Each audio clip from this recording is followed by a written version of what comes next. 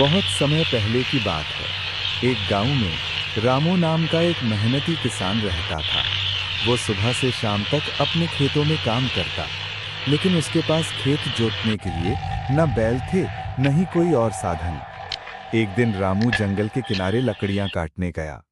वहां उसने देखा कि एक बड़ा हाथी पेड़ की जंजीरों में बंधा हुआ है। हाथी बूढ़ा था, लेकिन उसकी आंखों में दयालुता झलक रही थी। वो हाथी किसी समय राजा के युद्ध हाथियों में से था, लेकिन अब जंगल में छोड़ दिया गया था। रामू को उस पर दया आ गई। उसने हाथी की जंजीर काटकर उसे आजाद किया और कहा, तुम अब आजाद हो, जाना चाहो तो जाओ। लेकिन हाथी वहीं रुक गया। उसने अपनी सूंड से किसान के कंधे को हल्के से छुआ, जैसे कह रहा हो, मैं तुम्हारा आभारी हूं। खेत में हाथी की मदद। अगले दिन जब रामू खेत में पहुंचा तो उसने देखा कि वही हाथी उसके पीछे पीछे आया है। रामू ने मुस्कुराकर कहा, क्या तुम मेरी मदद करोगे? हाथी ने जोर से चिंघाड़ कर हामी भरी।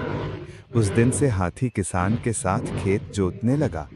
जहां पहले रामू अकेले पूरे खेत को तैयार करने में हफ्ते भर लगाता था, वहां हाथी की मदद से सिर्फ 2 दिन में काम पूरा हो गया।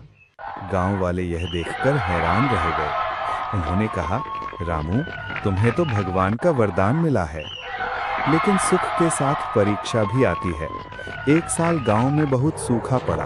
कुएं और तालाब सूख गए। किसान परेशान हो गए कि खेत कैसे सींचे जाएं। रामू ने अपने हाथी से कहा, अब हमारी असली परीक्षा है। अगर पानी ना मिला तो फसल नष्ट हो जाएगी। हाथी समझ गया। वो रोज सुबह नदी तक जाता, अपनी बड़ी सूंड में पानी भरकर लाता और खेतों में डाल देता। धीरे धीरे पूरे गांव के खेत हरे भरे होने लगे। गांव वाले रामू और हाथी के पास आए और बोले, तुम दोनों ने मिलकर हमें भूख से बचाया है। ये हाथी तो गांव का रक्षक है। रामू ने हाथी के सिर पर हाथ फेरते हुए कहा, नहीं, ये सिर्फ मेरा नहीं, पूरे गांव का साथी है। उस दिन से हाथी को गांव वाले प्यार और सम्मान देने लगे। उसे कभी बांधा नहीं गया, कभी डांटा नहीं गया। वो खेतों में, बच्चों के साथ और त्योहारों में सबका साथी बन गया। सीख, ये कहानी हमें सिखाती है कि सच्ची दोस्ती इंसान और जानवर में भी हो सकती है। दया और मदद से जीवन बदल सकता है। एकता और सहयोग से बड़ी मुश्किल का सामना किया जा सकता है।